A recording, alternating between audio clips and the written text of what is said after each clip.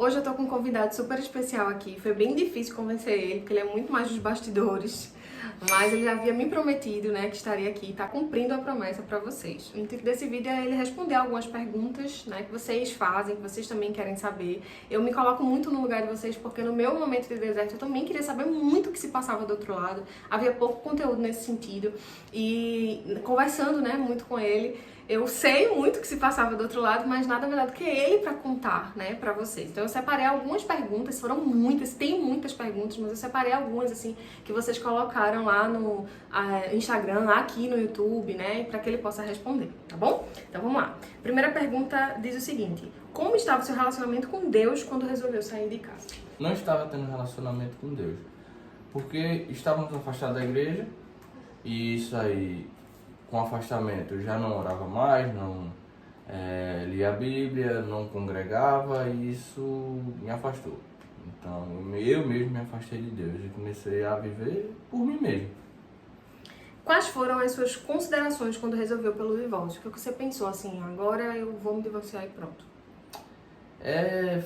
Foi a vontade de ter uma liberdade, porque eu estava longe, mas eu queria estar liberto, não ter a quem ter que dar satisfação.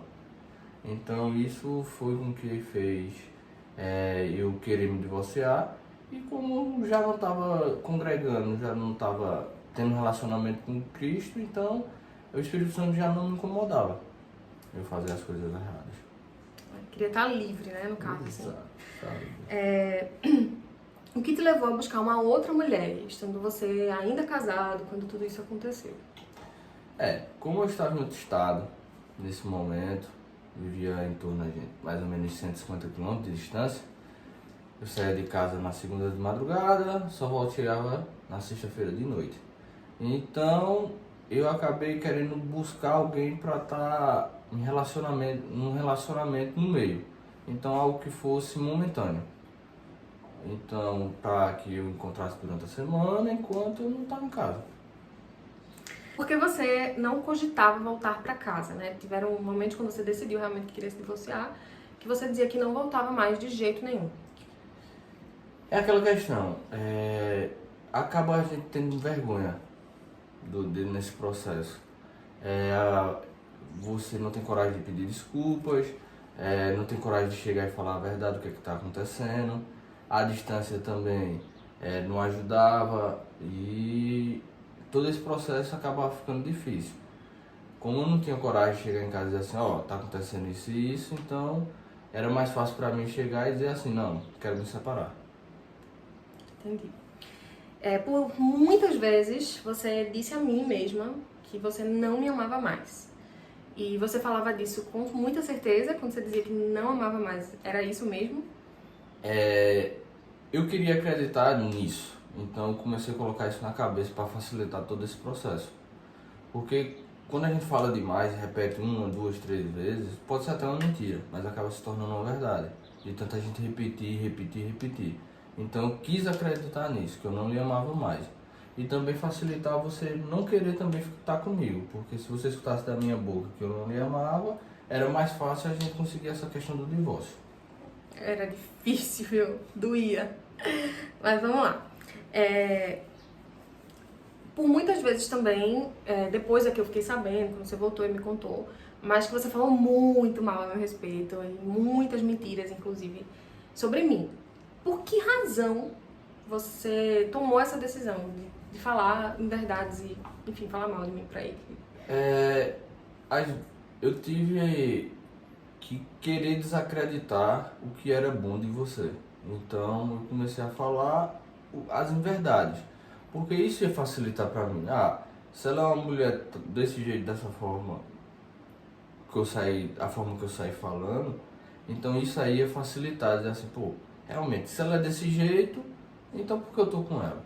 Na verdade, eu acho que você quis buscar apoio nas pessoas e precisava que as pessoas acreditassem que ela era assim, exatamente. né? Pra justificar o que você estava fazendo. Exato. Eu queria justificar, todo mundo chegar perguntando, mas por quê? Por quê? Então eu queria que os outros ficassem também a meu favor, no meio dessa transição. Injusto, né? Você sentia falta de casa? Nesse momento todo distante, quando resolveu se separar, se envolver com outra pessoa, mesmo estando com outra pessoa, você sentia falta de casa? Senti. Senti a falta de casa, querendo ou não, sente-se a falta de estar com a família, com a filha, nossa filha. Eu sentia a vontade de voltar muitas vezes para casa, porque era o meu ambiente, meu lar. Mas era aquela coisa, o orgulho e a vergonha não deixavam. Então, o orgulho me impedia de chegar em casa, voltar, ter esse retorno. Diante de tudo isso que você estava fazendo, você tinha convicção de que estava fazendo errado? Ou não? Você acreditava que estava tudo certo? Eu tinha convicção que estava fazendo errado, muitas vezes. Não era sempre. Às vezes eu achava que eu estava fazendo a coisa melhor do mundo. Mas na noção de querer fazer a coisa melhor do mundo, era mais na questão de que, eu estou fazendo errado, eu sei que eu estou errado, então é melhor para ela que eu me afaste, que eu me separe. Porque por ser uma boa pessoa, então você mesmo assim, nesse processo todo, eu não queria que nada de mal acontecesse a você. Então eu achava que era mais fácil eu me afastar totalmente da sua vida para que você seguisse a vida bem. Entendi. Mas vamos lá. Como é a vida lá fora? O que você sentia lá fora? Como é que é estar lá fora? Estar lá fora eu posso dizer que é uma felicidade enganosa. Porque existiam momentos que eram muito bons. Você tá na rua, você tá só, você não deve a ninguém, não tem compromisso com ninguém, então era mais fácil você chegar assim e dizer, não devo a ninguém, então eu posso fazer o que quiser, eu posso beber, posso sair, posso viver de festa. Só que chegava um certo momento que era aquela coisa, deixei minha família, sentia falta. Aí nesses momentos que era onde era um momento de escuridão. Então a vida lá fora é muito boa, a gente sabe disso, né? O pecado é bom, se não fosse bom nós não pecaríamos, mas é realmente enganoso.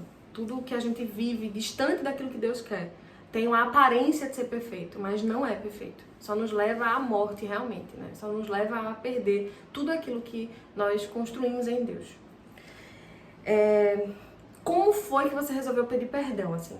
Que momento que você disse, não, agora eu preciso pedir perdão à minha esposa? Nesse meio desse processo, eu escutei pessoas também que não me aconselharam ao fazer o certo.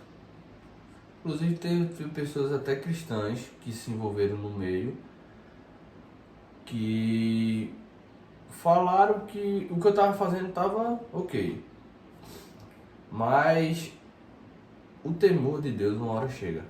Só um instante, que você estava traindo, estava ok? As pessoas diziam isso? Não que eu estava traindo, mas que eu estava me separando. Era o melhor pra gente, entendeu? Diante de tudo que você falou no respeito, as pessoas começaram a acreditar. Exato, que o melhor era a gente se separar, que cada um vê sua vida e tudo mais. Então nesse momento, foi um momento meio complicado. Foi quando praticamente Deus tocou no meu coração. Então foi onde disse, peraí, tá na hora de parar com isso, voltar para casa de Deus, que é o meu melhor lugar, e foi a hora que eu decidi, não vou pedir perdão. Foi nesse exato momento.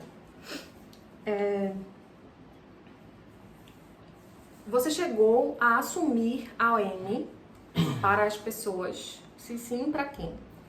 Vê só. Eu assumi ela para os amigos dela, para os amigos que conviviam comigo lá, no meu trabalho. Que não me conheciam, que não conhecia você de forma alguma. Então, para essas pessoas eu assumi. Mas para o restante, que eram os nossos amigos de convivência, a família, eu nunca cheguei a assumir diretamente, não. Pelo contrário, você negava. Exato, eu As negava. pessoas perguntavam, é outra pessoa que está envolvida, a gente já viu, inclusive, a gente já sabe quem é. E ele negava várias vezes. Existe também um episódio de uma foto que você repostou. Eu repostei uma foto, mas nesse... Com ela, né? Exatamente. E aí, inclusive fez ela acreditar que ele estava assumindo, né, nesse período, tudo isso. Eu não vi essa foto por mim mesma, eu estava bloqueada em todas as redes sociais. Os amigos mais próximos, os nossos familiares mais próximos, eles também não tinham acesso a essa foto, porque você... Eu ocultei de várias pessoas. Foi uma foto no Stories do Instagram, então eu fui lá e ocultei. Mais de 80 pessoas. Exatamente. Que tinha uma relação entre a gente. Então, assim, ele não assumia, sabe? Ele não... Era como se ele vivesse uma outra vida lá, que ninguém me conhecia, ninguém conhecia a nossa família, os nossos amigos. Eu nunca tinha ido antes dele ir lá, nesse lugar que ele trabalhou. E lá ele vivia uma outra vida, sabe? Então, assim, lá com os colegas que ele adquiriu, né? Que, enfim... Exato, eu vivi uma vida paralela. Aí ele assumia, mas assim, pra gente aqui, não. Por mais que a gente já soubesse, por mais que a gente questionasse, né, os nossos familiares, nossos amigos, assim, cara, eu já sei, ele negava sempre. Então ele dizia, não tem ninguém, eu não tenho nada com essa pessoa. Eu até me envolvi, assim, tive vontade de me envolver, ele chegou a dizer isso a alguns amigos, mas eu não me envolvi, é alguém que somente eu falo, é uma colega, inclusive ele chegou a dizer que era uma colega de trabalho e não era. Enfim, foram essas situações que aconteceram. Mas você teve algum processo de deserto? Algum momento você se sentiu assim, com medo, angustiado, perdido?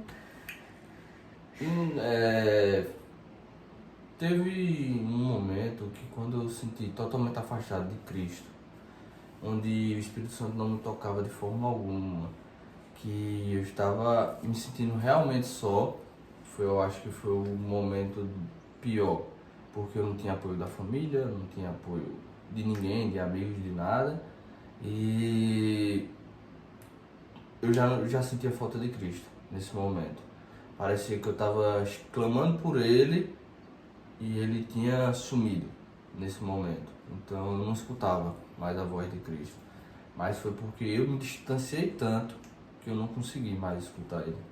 Você fala muito, né, sobre essa situação de sentir falta de Cristo. Eu acho isso incrível, porque de fato a gente entende que quando a gente está afastado, nosso lugar é Ele, né? E quando a gente está junto, a gente quer mais ainda dele. Conhecer e prosseguir em conhecer. Mas tem a pergunta aqui que você sentia falta em algum momento da sua esposa, não é da sua filha, a gente sabe que você sentia, não é de Cristo, mas assim, da sua esposa, do seu casamento, do seu elo, da sua aliança, de mim, né? Claro, por muitos momentos, porque assim, os momentos que você está afastado totalmente, é fácil conviver, mas tem o dia, a hora e o momento que você tem que deitar, você tem que dormir, você tem que descansar. Então, nesses momentos, que eram mais... as lembranças vinham à tona. Era no sentar da mesa, como a gente faz para almoçar todos os dias, é o orar junto. Pra jantar. Exato. É a convivência diária, as brincadeiras durante o dia, tudo isso fazia muita falta nesses momentos principais. Qual era o seu maior medo quando você voltou pra casa? Qual era o seu maior medo? Assim? Você chegou a sentir algum medo? Claro. Eu sabia que eu tava no lamaçal, tava sujo, tava imundo, tinha me arrependido de coração, mas o maior medo era eu voltar pra casa e você já tá iniciando um relacionamento com outra pessoa e não querer mais nada comigo, e isso aí fez eu sentir muito medo. Chegou um momento, né, quando eu tava já na fase do deserto, assim, de entender que Deus faria conforme Ele quisesse, que eu já estava realmente descansando. Eu já não insistia mais para que Ele retornasse, como eu fazia no início. Eu já não queria mais, não ficava questionando por que Ele estava fazendo isso. E aí você sentiu isso, você sentiu essa diferença, foi impactante para você, enfim. Foi muito impactante, porque eu senti como se eu já não fizesse mais falta. Então, isso começou a me impactar de uma certa forma, de ver assim, dizer, poxa, ela não quer mais nada comigo. Ela não sente mais falta de mim, então eu sei que ela não vai mais me querer em casa de forma alguma. Era isso que eu acreditava. Embora eu não demonstrasse isso, né? Eu sempre atendia ele sempre muito bem. Sempre que ele vinha em casa, eu abria a porta, eu conversava, a gente sentava à mesa. Eu cheguei a ler a Bíblia com ele, eu pedia sempre, né? Não desiste de Deus, sabe? Embora a gente não esteja mais junto, seja uma decisão de não estar mais junto, não sei o que Deus vai fazer com a gente, mas assim, o importante é que você não desista de Deus, você sabe quanto você é amado, você sabe quanto você é querido por Ele, você é separado, você é escolhido. Mas eu já eu realmente já não questionava mais, eu já não chorava, já não implorava, inicialmente eu fazia isso sempre, né? Exato. E passei a realmente descansar em Deus. Eu tava de fato descansando em Deus, assim, olha, Deus, o que tu vai fazer? Eu já não sei, né? Mas eu não quero que ele se perca, que ele continue nesse lamaçal. E aí ele sentiu, né? Essa diferença. Como você conseguiu se desligar da outra mulher? Foi difícil eu me desligar diretamente dela assim, porque era uma pessoa que ela era muito junta, era uma pessoa que podemos dizer que ela era muito ciumenta. Então ela queria estar muito perto, muito perto. Então isso aí dificultou essa separação, porque ela queria sempre que eu estivesse perto e eu querendo me distanciar, mas ela sempre me procurava constantemente. Isso aí dificultou a se distanciar. Mas muito jejum, né? Muita oração e a situação foi se resolvendo. Obrigada, amor, por ter respondido. Sei que não é fácil pra você estar aqui, né? Realmente não é fácil, porque eu não gosto muito de aparecer, mas vamos a isso.